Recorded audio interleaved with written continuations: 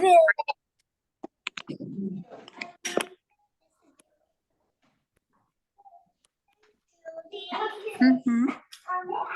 right, welcome everybody, both in the room and online.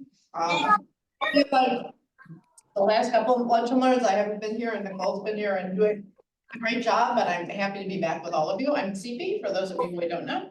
And I am the Vice President of Jewish Communal Life and Learning at One Jewish Federation, and Nicole here is my Associate Director of CJL.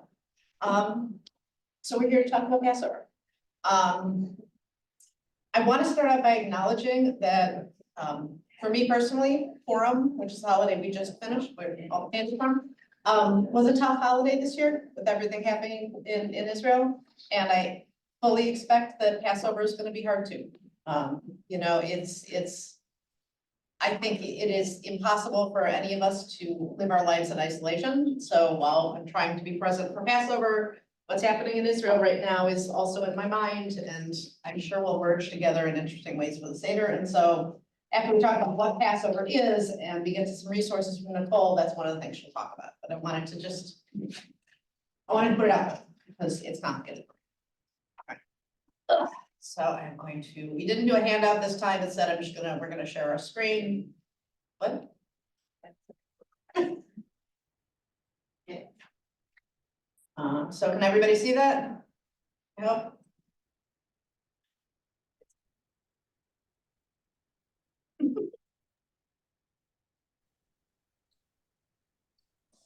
Oh, I'm sorry. Yes, why don't we do quick introductions while I'm getting this set up? Welcome, you want to start? Oh, introduction. My name is Alicia. What you teach. My name is Alicia, and I work in 2 team with the 14 to 20-month-old. Hi, Daryl. I work in Prahim, and I work with 1 and 2 year olds. My name is Tiana and I work in, what is it called, 2 team? I'm Heather and I am the director of NUN. I'm Michelle and I work in Kokavim with 2-year-olds. I'm Kaz, I work in voting with 3 to 4 year olds. Judy, you want to introduce yourself? You got unmute. Might not be able to, she might be in our sleeping class. Okay, so hi Judy, Judith, and hi Gwendolyn. We will get started. How many of you would say you know a little bit about what Passover is about? A little or more? Okay, good. So we'll start from there. All right. If anybody there has a question that's online, I'm not going to be able to see you while I'm showing the slideshow, so you'll just have to drop down. So historically, let's start with the history, because most Jewish holidays have both a historical meaning, a spiritual meaning, and an agricultural meaning. So we'll start with historically. Historically, Passover, which in Hebrew is called Pesach, no, that's for us. That's just Nicole will email this to you. Passover, which in Hebrew is Pesach, commemorates the Exodus from Egypt. So if you go back into the Bible, the second book of the Bible is the book of Exodus, and it talks about Israel, the Israelites being slaves in Egypt, and then eventually being led out of Egypt by Moses and becoming free. The Israelites were slaves in Egypt for 210 years.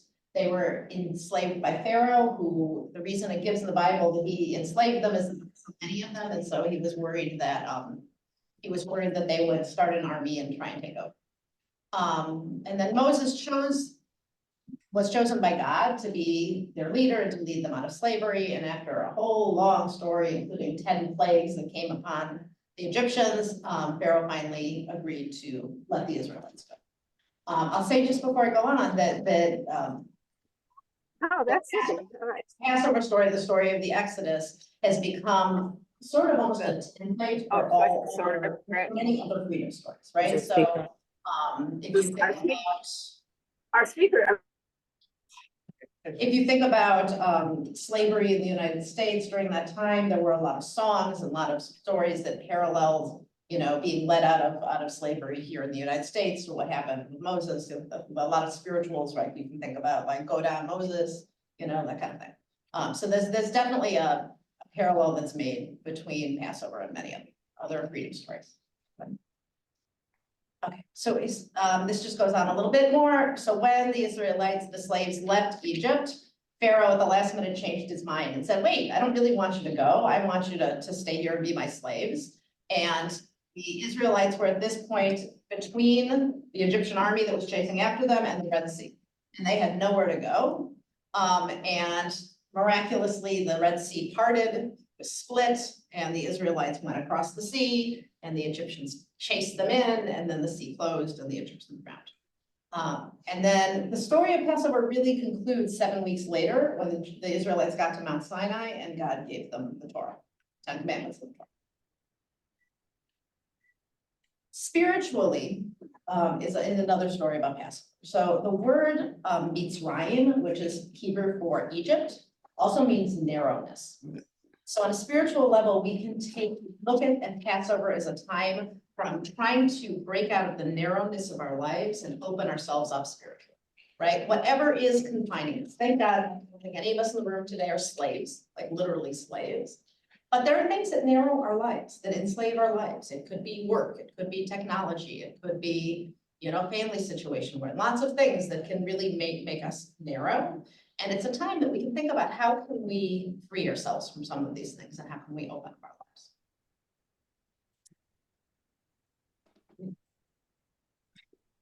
Communally, Passover is all about coming together with friends and family. There's some Jewish holidays that are very focused on the synagogue. So if you think about Rosh Hashanah and Yom Kippur, the high holidays, those are very synagogue focused.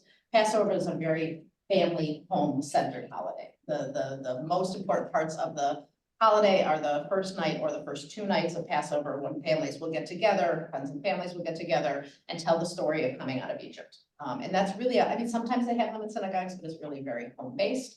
And it's time for gratitude, you know, thankful that we were taken out of Egypt, but there's also a very key theme in Passover that we were strangers in the land of Egypt, and so we have to be kind to other strangers. So it's literally a tradition on Passover to open up your home and bring in people who don't have another place to go for Passover.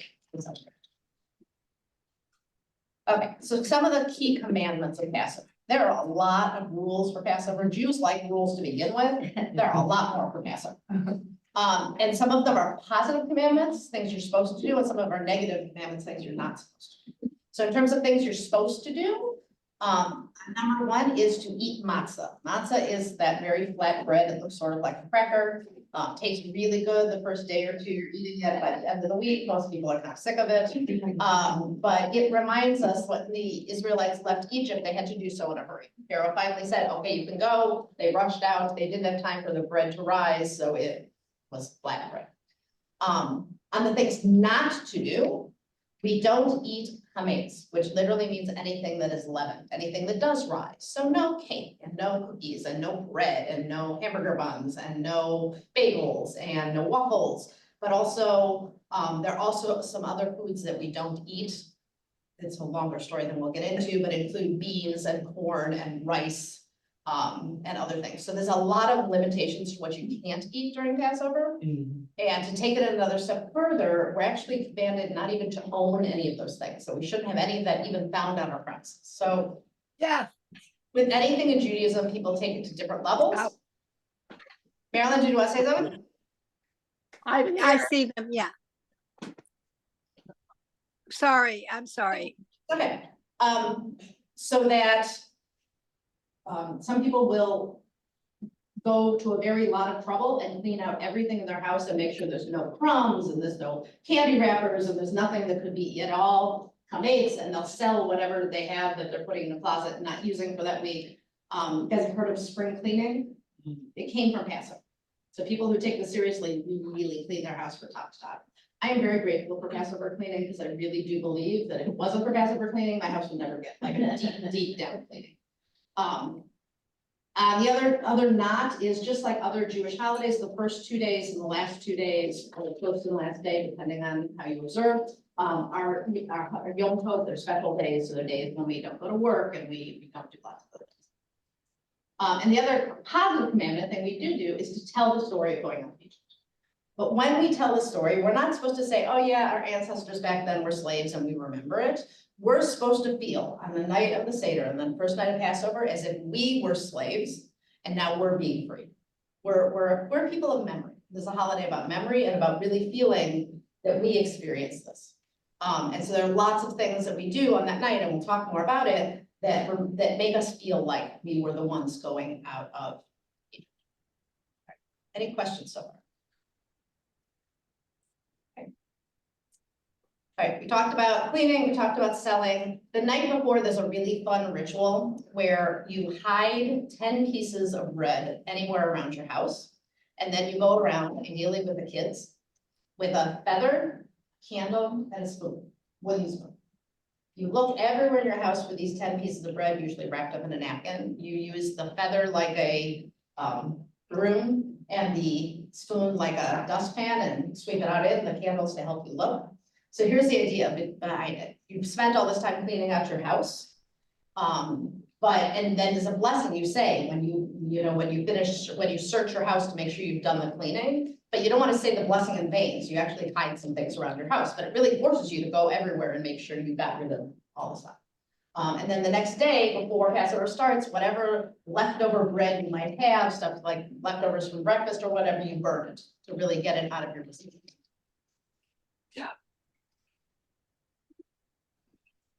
All right, so you maybe have heard of the idea of something being kosher, right? Something you're allowed to eat, not allowed to eat. The rules for Passover are much more strict. So basically any processed food, people will look for something that has a P next to it that then stands for Passover or kosher for Passover. Because let's say you bought potato chips, potatoes are fine for Passover, but if they were made in the same company where they also packaged cookies, then there could be some crumbs that would have gotten mixed in, and people take Passover food very seriously. The Seder. So we started talking about this a little bit, but people get together on the first or the first 2 nights of Passover and have a Seder. The word Seder means order, and you go in a certain order through their 15 steps of the Seder that help us retell the story. We use a Haggadah, that's the name of the book, and Haggadah literally means telling. So we go through the specific order to the Seder. So we have a Seder plate, and this is here up here. And like I said, the whole idea is to really feel like we're there. So all these symbolic foods we eat on Passover. The first one is maror, which means bitter. So it's a bitter herb, often horseradish or maybe like endive lettuce, something that's a little bit bitter. And it symbolizes the bitterness of slavery. We put a shank bone, a zroa, on the that's up here in the top right. That reminds us of the Passover sacrifice, because the lamb was sacrificed in Egypt, or on Passover, when we left Egypt. It's also a really nice, the Israelis have a nice take on it, because the word zroa literally means forearm. And there's a section of the Bible where it says that God took us out of Egypt with a strong hand and an outstretched arm. So it reminds us the outstretched arm of God. Obviously doesn't physical shank bone, but that's right. Harotzet is a mixture, and depending on what part of the Jewish world you come from, it could be apples and cinnamon and wine and honey, or it could be dates and bananas and figs, different things. But it's chopped up, mushy, brown stuff, and it's supposed to represent the mortar that went between the bricks when the Israelites were slaves. Chazeret is another bitter herb. Some people in the Seder use 2 bitter herbs. The karpas is a green vegetable, often parsley, sometimes potato. It's a reminder of spring, because Passover is always in spring. It also reminds that the slaves did not have much to eat. And finally, there's an egg, besa, which symbolizes also the Passover sacrifice and the renewal. Okay, matzah. This is matzah at the top. We talked about it before there. We said it reminds us that bread didn't have time to rise. There are a few other things that are talked about matzah. We call it the bread of affliction, or the poor man's bread. So it kind of reminds us of the poverty and the difficulty of being in Egypt. But one of my favorite analysis of matzah is that it's flat. which means what does it not have that bread has? Yeast. Yeast, but what does yeast do? Makes it rise. Well, what's it? Air. Air. So bread has air, right? Puffy, and matzah is no air. And so the rabbis say that matzah is the humble bread, because it's not all puffed up with air. Whereas bread is like, it's arrogant, right? And then Passover is this time for us to become a little more humble. And not like get all puffed up and not, you know, so sure of ourselves that we know everything, and to be a little more humble. I used to teach middle school.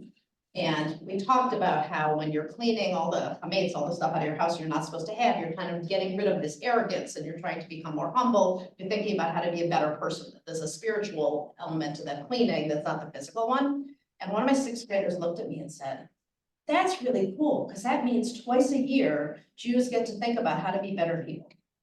And compared to Yom Kippur, right, when you spend a day atoning, to Passover, when we're supposed to be getting rid of our arrogance and becoming more humble. And I just thought that was good.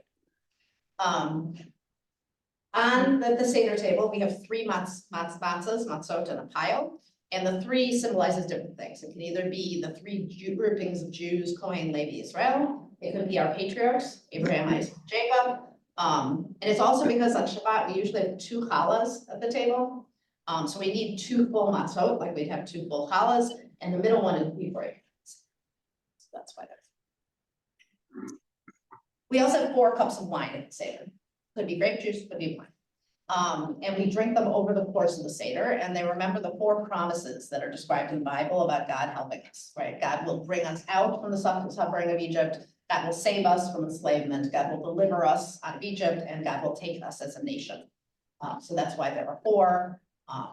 Yeah, certainly keeps them the evening. We also, at the end of the Seder, open the door to Elijah. Elijah was one of the prophets in the Bible. There are a couple of really interesting ideas here. So there's the idea that Elijah is going to come someday to announce the coming of the Messiah. And so we open the door in case this is the day.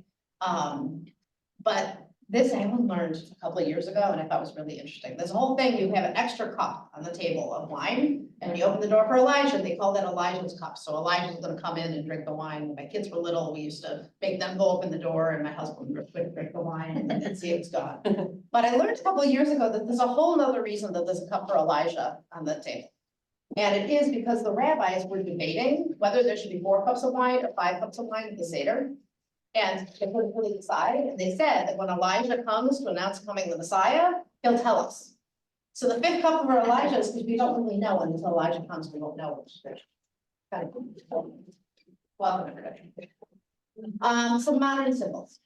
People have added Miriam's cup, which symbolizes that Miriam, who was Moses' sister, provided water throughout the time they're in the desert. There's salt water for dipping the parsley into, and that represents the tears of the slaves. Some people will put an orange on the Seder. I don't. We did not, but it did not. So some people put an orange on the Seder table, which is a very funny story. There was a very famous rabbi named Abraham Joshua Heschel, brilliant guy. You should read one of his books if you have a chance. But he was asked once, this is a long time ago, right? This is the 50s probably. When there would be women rabbis in the time of, and his response was, women belong on the bima as a rabbi, the way that an orange belongs on the Seder table. And so people have taken putting an orange on the Seder. By the way, his granddaughter became a rabbi.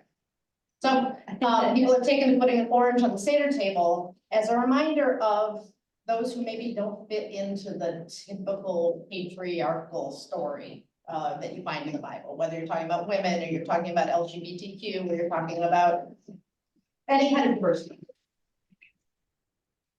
All right, trying to keep an eye on time. There are, like I said, 15 steps in the Seder, so I'm going to take you through them very, very quickly. When I do a Seder at my house, I usually have a chart so people know where they are, because there are a whole bunch of steps before you even get to dinner. So first step is Kadesh, which is similar to the word Kiddush. You've heard that before, Kiddush. It means holiness, and this is the first of the 4 cups of wine. When you drink the 4 cups of wine, first of all, you're supposed to have a pillow at the Seder table. You're supposed to be like kings. We're supposed to be comfortable, kings and queens. And when you drink the wine, you're supposed to lean to the left. it helps digestion. When our kids were little, we actually didn't go to the table for the Seder until way later. We'd sit on pillows on the floor and be really comfortable. Because honestly, when my kids were little, it's absurd to take a child, sit them down at a table and say, you have to sit here for 2 hours and not talk and not eat and whatever. So we had very fun Seders. Second step is borchats, which is the washing of hands. We do this twice during the Seder. The first time we wash without a blessing, and this is kind of a spiritual cleansing before we're going to eat the karpas, which is the. Then we take the green vegetable, this is the first food we get, still early in the Seder, we dip it in salt water, remember us, remind us of the tears, and we eat it. Step 4 is yachats. This is when we take the middle of the 3 matzahs, we break it in half. Half of it stays there on the table, the other half gets hidden for the afikomen. And the reason for doing this, the main reason for doing this, is to keep the kids' attention. Because they're gonna know that at the end of the Seder, they have to go find that afikomen and they'll get a prize. Because you can't end the Seder without the afikomen, so they can ransom it from the adults. Some families do it the other way around. Some families, the parent will just, have it on the table, and it's the job of the kid to steal it during the Seder and then ransom it.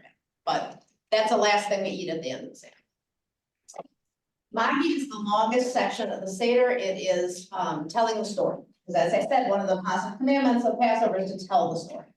The very beginning of Magid invites people who don't have a place to eat to come and join the Seder, and then the child says the 4 questions. Okay, the 4 questions is really 1 question and 4 answers, but another story. And again, the whole reason for the 4 questions is to keep the kids interested. You want them answering questions that then the rest of the Seder is going to answer. Then we pour our second cup of wine. During this time, we read off the 10 plagues, right, which is like hail and lice and boils and wild animals, all sorts of things. And as we say each of the 10 plagues, we take a drop of wine out of our cup. And this is actually a really fascinating idea. The idea is that even though we're celebrating joyfully this holiday that we survived, we recognize that the Egyptians went through a terrible time, right, with these slaves.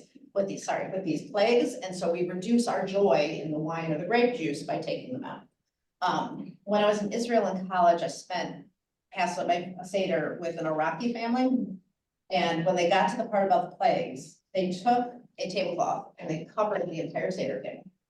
And they took a bucket and a bottle, and instead of pouring up a drop of wine for each of the plagues, they poured out an entire glass into a bucket. It was a very different feel, so it's really interesting. And then we also sing a song, Dayenu, which thanks God for all the miracles of Passover time. And Dayenu means it would have been enough.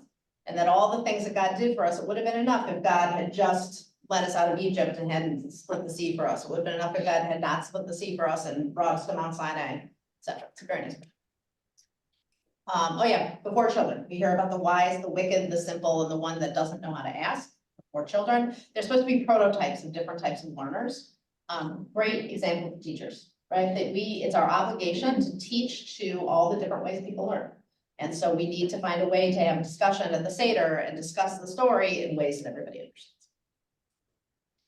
Rochsa, now we wash our hands a second time, this time with a blessing. And then from here until we do the blessing over the matzah, you're not supposed to talk.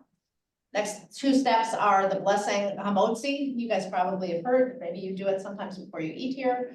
We say the blessing over hamotzi, which is usually over bread, in this case it's matzah. And then there's a special commandment of the commandment to eat matzah, and everybody breaks off a piece and eats it. Ideally, you're supposed to have, if you think about that store-bought matzah, those squares, you're supposed to eat a whole piece of that. Or if you have the big round shmura ones, you're supposed to have half of it. And you're supposed to eat it all within, I think 11 minutes without talking. My problem is you're not supposed to drink or do anything else. I can never do it without getting the hiccups. So I end up getting the hiccups. So that's an interesting tradition. Then you eat the bitter herb. We talked about that before. The horseradish reminds us of the bitterness. We dip the maror, the bitter stuff, into the haroset, which is the apple wine, cinnamon mixture to bring a little sweetness along with pain. And then is korach, which is a hillel sandwich. This is the very first sandwich. You've heard about the Earl sandwich, inviting us to the sandwiches. This goes back a lot farther. And this sandwich, in the time of the Bible, it was the matzah the bitter herb and some of the lamb that was sacrificed for Passover. We don't sacrifice anymore, thank God. So instead, it's the matzah and the bitter herb and the harissa, so you eat it together in a sandwich. And then it's the best part, dinner. So after sitting there for half hour, 2 hours, depending on whose house you're at, you get to have a nice big dinner, usually multiple courses. This is the time to spend time together and talk, etc. You eat the egg before that. Then the Seder's not over. A lot of Seders end here because people are tired and want to go home, go to bed, but this, I told you, 15 steps. So there's 4 more steps. So next one is we look for the afikomen that we hidden earlier. The kids get a prize for finding it. And you eat matzah that was afikomen. Then, like any other meal in Judaism, we do Birkat Hamazon. So the blessing after meals, we thank the blessing before you eat is a very short blessing, thanking God for bringing forth food. The blessing after the meal is much longer, and we thank God for all sorts of different things. And we pour the cup for Elijah that I talked about, so that's there. Then we sing these songs of praise called Hallel. They're psalms. Have you ever looked at the psalms in the Bible? Lots of singing, very happy time. We bring the fourth couple line. And then the 15th step is very short. It's just saying Lashana Haba Yerushalayim, next year in Jerusalem. So it's sing and dance, etc. But that's the end of it. I'm gonna stop sharing for a minute because that was a lot. Are there any questions or comments on any of that stuff? Because that was a lot. I have a question. Can you go Yes. back to the difference in eating the Ashkenazi and the Sephardic? Absolutely. Okay, so There's another slide that. so there are, Jews come from different parts of the world. Jews that originated from Eastern Europe are called Ashkenazi. Jews who came from Spain, Portugal, etc., are called Sephardi, and there are also Mizrahi Jews who came from North Africa and the Middle East. Ashkenazi Jews don't eat beans and corn and peas and anything that's a legume or rice on Passover. The reason is because in Eastern Europe in the olden days, those things were usually stored in a barn, right, with the grain. So it really was impossible to keep one from another. Where that didn't happen in other parts of the world, Sephardic Jews will eat those things. They'll eat rice and peas and beans, etc. So that's the difference. Is that what you're talking about? Yeah. Meryl? Yep. Any other questions, comments, thoughts? I was just gonna say, it's really fun to make both kinds of prosody. Absolutely. Taste them though, I think we should do that, I think that, because the 2 different flavors, and I think it's kind of fun to.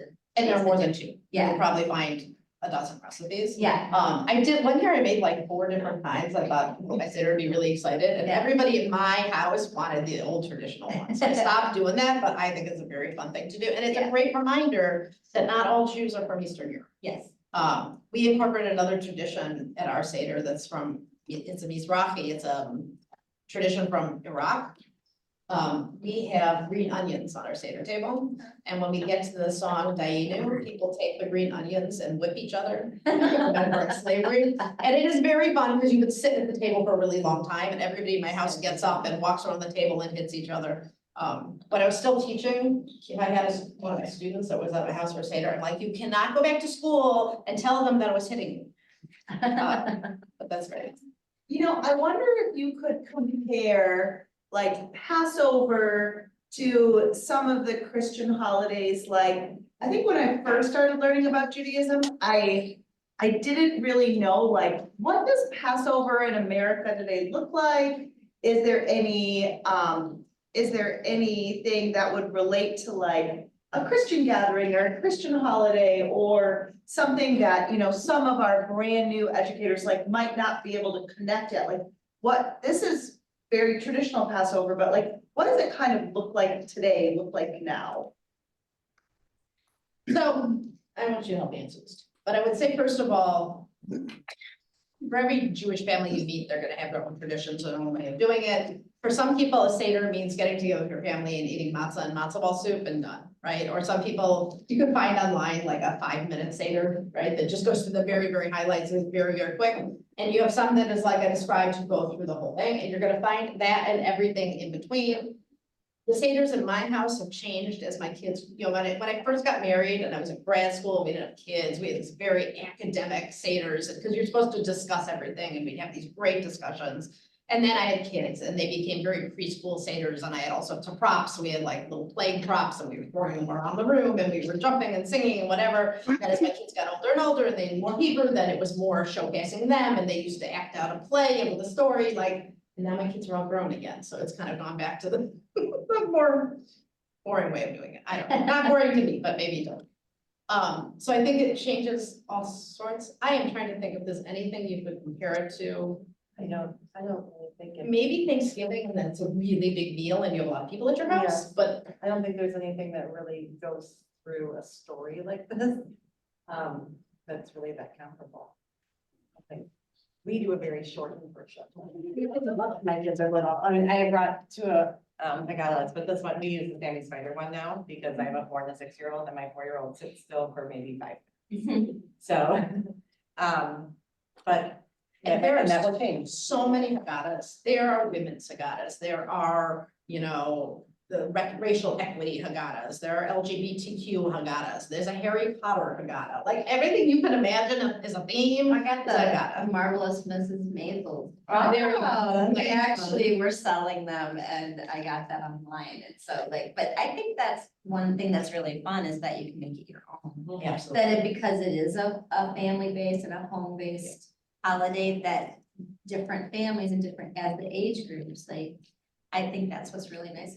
You just share that, like, I think it's just like, they take such ownership of it, you know, and like last year we did all plagues were all different candies that look like the plagues, like you can do any, just being able to engage.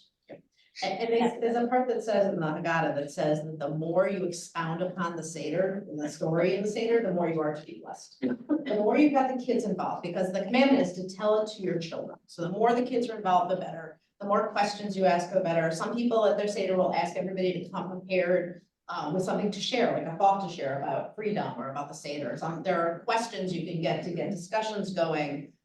One of the fun, I don't even know how it started, ridiculous things we do in my house is in the matzo balls for the soup, I put a piece of carrot into some of them, and if you get a carrot, you get a bronze. And I processed it. And it's just random, it's shtick, it's just funny, fun stuff to keep it moving and keep it going. I mean, my Seders now usually go till midnight or 1 in the morning, like they go long. And every year my husband's like, nobody's gonna come, it's so late, nobody's gonna come. And then fun, because it's fun, you know, it's if you can get yourself invited to a Seder, it's definitely an experience. Any other questions, comments? Do any other classrooms ever do like a mock Seder or? We have, I was just gonna comment that it's a really, I think it's one of the more fun holidays to teach children, even though the story's a little bit sad and tragic. But, you know, the frogs jumping on Pharaoh's head and the, you know, making of the Seder plates and the ritual objects and I don't know, it just feels like a fun holiday to celebrate. There's a Maybe lot to do. In my house, I also have a ton of organic frogs that we have all over the table. This is what, you know, we've talked a little bit about like creating a curriculum for the preschool. This is one you'd really want to think about because you don't want every single year to have kids make a Seder plate. Right. You can make a Seder plate, you can make a cup for Elijah, you can make a challah cover, or not challah, matzah cover, you can make a bag to put the alcohol in. Like there's so many different things you could have made that hopefully they don't make the same thing every year for preschool. But there's so many projects you could make them come on. And in terms of Haggadah, there are places online where you can make your own Haggadah, where they have all sorts of suggested texts and you can, like we made our own Haggadah many times over in my family. Before that existed, we were like cutting and pasting.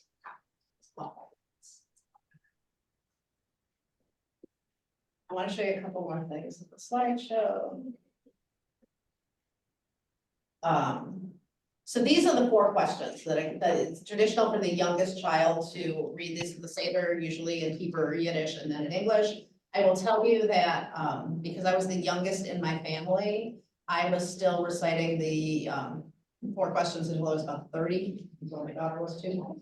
So my youngest now is 17 and he keeps telling me to invite somebody younger to the Seder, so he doesn't have to do it, but he's So I told you it's really one question of four answers, but here's what somebody want to read it in English rather than me talking all the time, I will. please.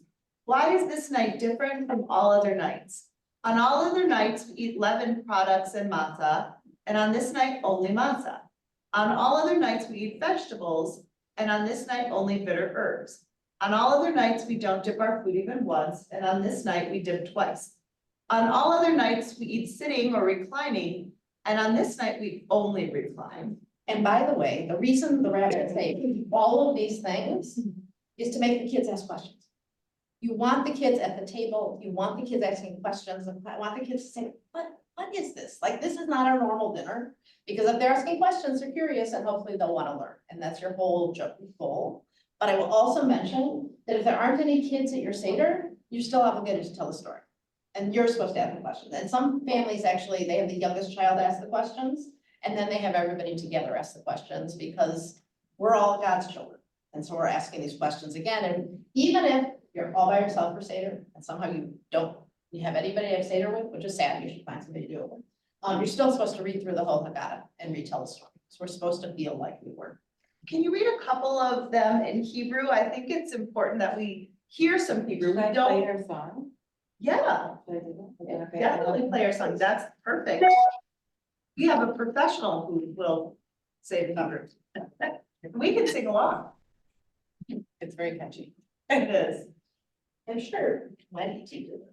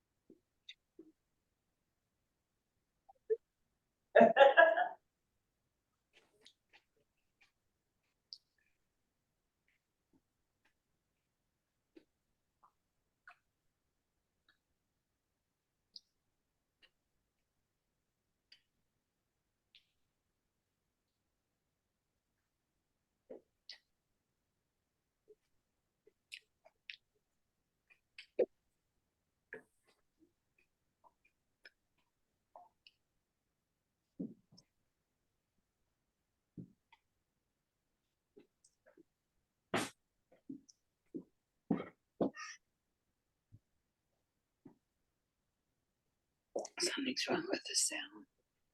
I can hear me.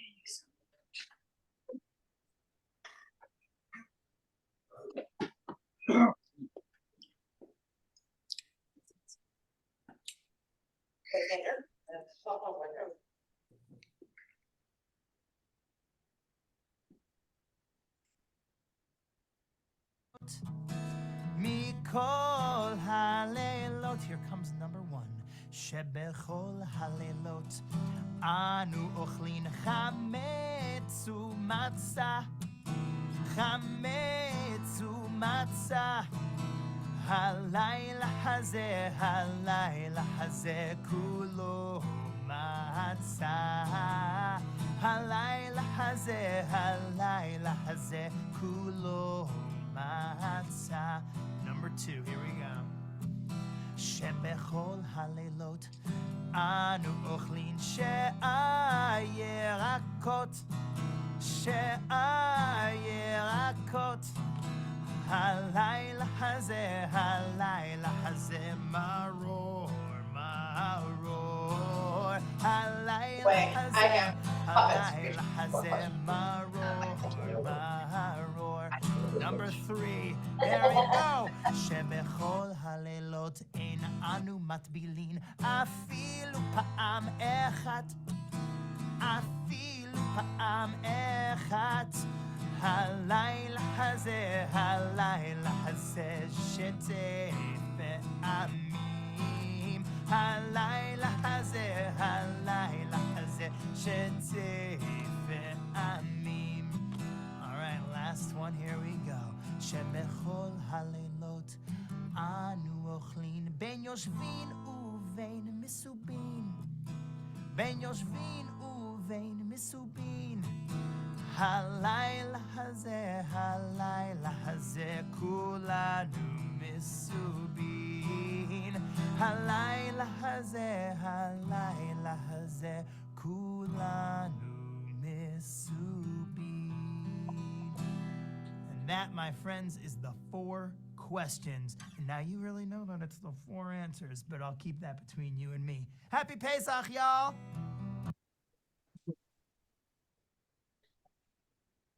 And Pesach is another word for Passover, for someone who might not know that. Pesach, Passover, same thing. It's like, we need to look that up too. I'll start with this and then I'll go. Okay, so how are you gonna use this in your classroom? I have some tips for teaching about Passover here and tips for setting up your classroom that I will be sending these after today. Show me a book. So I picked out some different Passover crafts that I thought were really neat. Like to be said, there are a ton. I tried to pick, I had 2 Seder plates here, 2 things about the plague, a matzah house, an afikomen bag, a wine paper chain, and Elijah's cup. So I tried to give you kind of a variety. The plague bag is really fun. Yeah. Have some anecdotal story. All right.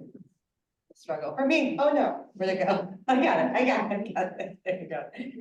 How do you move that?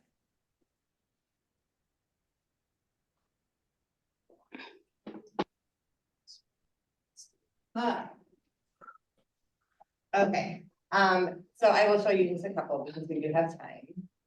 Obviously, this is the clay Seder plate, and that's on Crayola. This is the matzah house, and then this is the afikomen bag. And there are so many different ways you can make an afikomen bag. This one's out of felt. There's also a felt Seder plate. These are like puppets on sticks that the kids can use.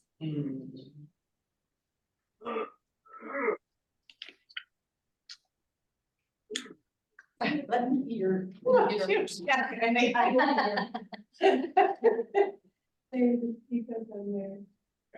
Anywho, the wine paper chain I thought was kind of different. I hadn't seen that one. And you know, we don't really, yeah, so we don't really do like a ton with wine with the kids, but I thought this was meaningful and nice to do. I've also seen like Passover coloring things you can use as placemats. They have so many of those. And like Elijah's cup, you can, you know, get plastic cups from, or this person, you know, got like a glass cup, a glass from the, like a Goodwill. Yard. Isn't that pretty? That's pretty cute. Probably for a little older, but cute.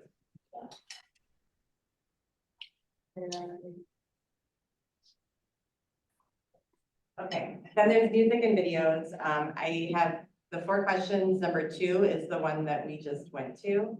So that's a whole list. There are a lot of songs, they've done them to like pop songs that they've made, and there are lots of fun like cartoons and stuff on that kind of tell the story of Passover. I know you probably don't like them watching TV, but they can listen to music, right?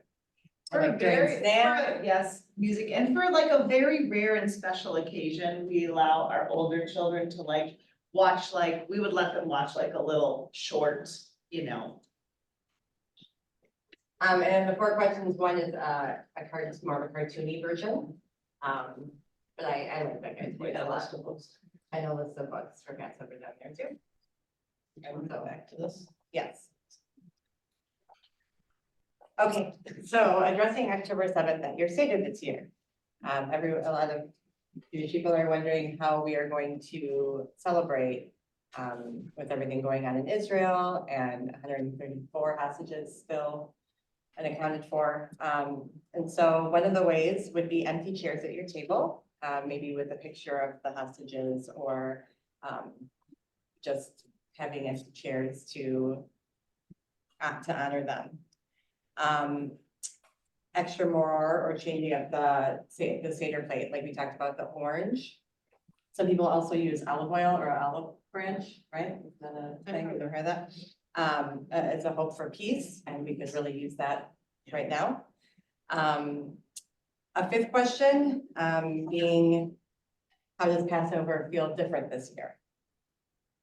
And then we talked about the 4 precious children, talking about like the lack thereof and how there are missing children, and honoring them. Extra plagues. So what are plagues we feel that we're experiencing this year? And what does the plague of darkness mean to us this year? How does that look different? And then a moment of gratitude, hakarat todah, for us being able to hold the Seder when we know that there are people who cannot. And then at the end, we always say next year in Jerusalem, and this year, really talking about what is next year in Jerusalem going to look like, and hope that it looks better than it does today. I would say that there's some text in the actual Seder text, I think also would lead to discussion. As I said, discussion of the Seder is a good thing. And there's one that talks about how in every generation, there's been an enemy that's tried to rise against us. That God has saved us with a mighty hand. And I think that that'll be a hard one to read this year. But I think just opening it up to discussion and making it okay to talk about why it's hard. Obviously, this depends on what age people are enter Seder and how they relate to it. But A resource for teachers as well. any thoughts about any of the rest of what we talked about? Thoughts about especially October 7th this year, or things you'd like to do in the classroom? Those are 2 separate questions, maybe.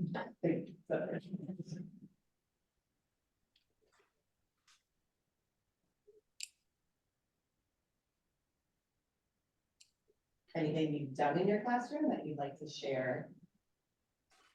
You shared them. Oh, that was at home. Oh, we did all different, coming up with different candy that looks like a different place, so it was kind of fun to Can you do give an that. example of that? I did, the lice were the snow caps. So they were just like, I mean, it's just kind of, No, like, you gotta think outside the box, but boils were the, it's some kind of sour candy that's got the little, it's like a Skittles chewy ones. My sister even. The nerd cluster. That's what I used in boils. And then I used cinnamon red hots for the blood and, stuff like that. And then some other things that are kind of fun for kids, like one year I gave all the kids that were at the Seder handfuls of cotton balls, and I told them it was a secret and they had to keep them in their pockets. And so they could surprise the adults, because when hail came, they all got to throw the cotton balls at the kids. So like doing that kind of interactive things like that about the plague is sometimes fun, like any age, right? Like just that kind of frogs. So make it really little, put a little bit of red coloring, food coloring in a cup, and then pour the water in it to show the water turning into blood. Yeah. There are lots of fun things. You can find all the stuff online. There's so many good ideas. I also have done chocolate Seder, which is very, very fun. You can definitely find that online. You have 4 cups of chocolate milk instead of some wine. There's a lot of good stuff, yeah. I put plastic frogs in green Jello one year and served it just for, just to torture my family. And there are also a lot of fun English songs you can find to liven up the Seder and help tell the story. I've seen like a Dr. Seuss version of the Haggadah too, to make it more. Yes. We've got a few minutes. Can we look at a couple of texts from the Haggadah? Okay. No.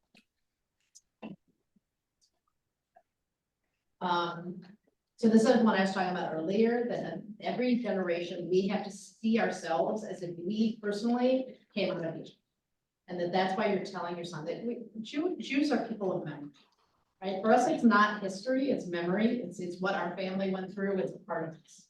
And that's a whole big thing about it.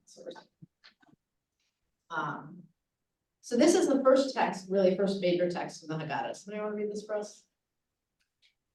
We have a lot of really good readers in this room. Sure. Pesach Haggadah Magid Halachma Anya 3. This is the bread of affliction that our ancestors ate in the land of Egypt. Anyone who is famished should come and eat. Anyone in need should come and partake of the Pesach sacrifice. Now we are here. Next year we will be in the land of Israel. This year we are slaves, next year we will be a free people. This is one of the key paragraphs in the whole Seder. In fact, this is one of the only parts of the Seder that you're required to read not only in the Aramaic it was originally written in, you have to read it in the language that you can speak, because you've got to understand it, right? So we're remembering this bread, right, by eating it, but we're opening up our house, our Seder, to anybody who wants to come. Anybody who wants to come and eat should come.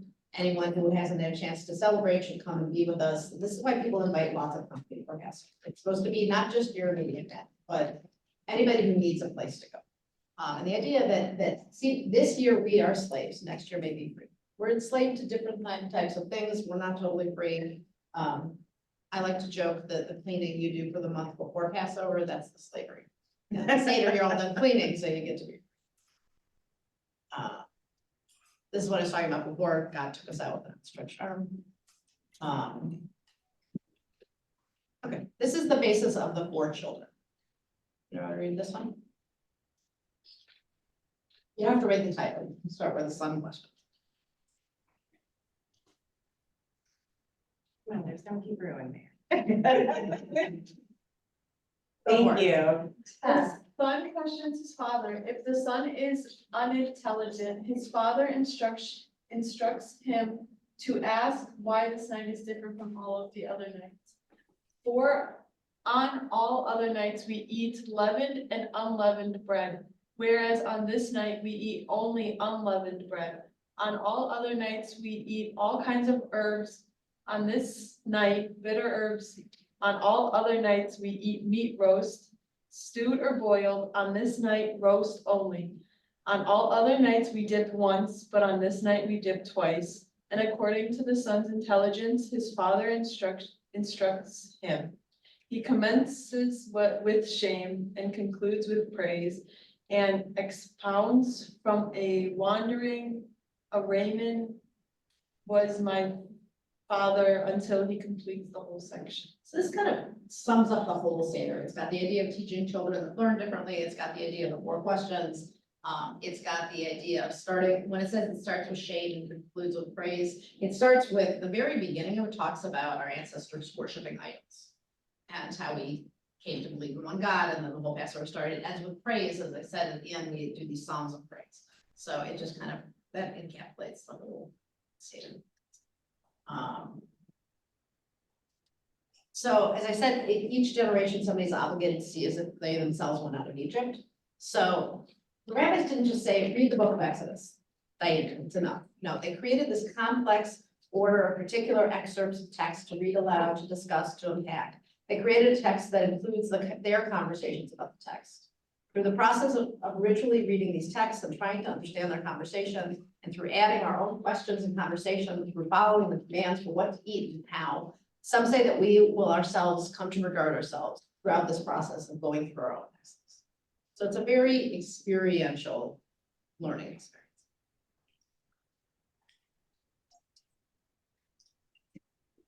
All right, so any questions, comments, thoughts?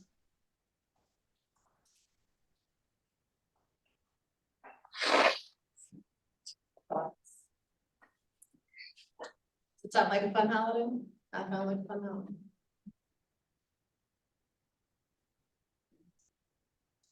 It's a lot of work, but I would say well worth it, and hopefully not boring. You do it right, it's not.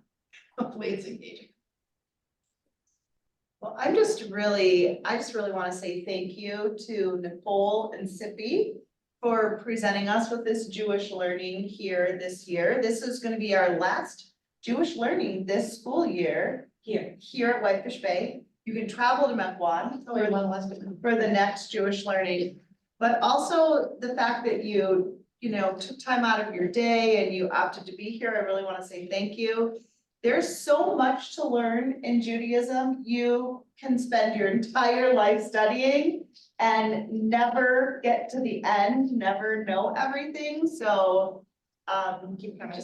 Yes, keep coming, keep celebrating. I would just suggest start where you are, start with what you know. If all you take away is frogs, start with frogs in your classroom, start by telling the Passover story through frogs, and then, you know, next year move to another thing, and next year move to another thing, until you've been here for 17 years and you almost feel like you might understand what Passover means. So that would be my advice to everyone. Just start with whatever you know, where you are, and telling the story and teaching the story to the children. And please reach out if you ever have any questions or you feel lost or you are like, I don't know where to start. Please email, because I'm happy to help. Just occurred to me one thing I didn't mention, but that happens before Passover, and you probably have here is the Passover food drive. So there is a concept in Hebrew, it's called ma'ot chitim, which is about making sure that you're providing what's needed for a Seder for somebody who doesn't have it. So in addition to inviting someone into your Seder, if you know somebody, Passover is a very expensive holiday. Food is ridiculously expensive.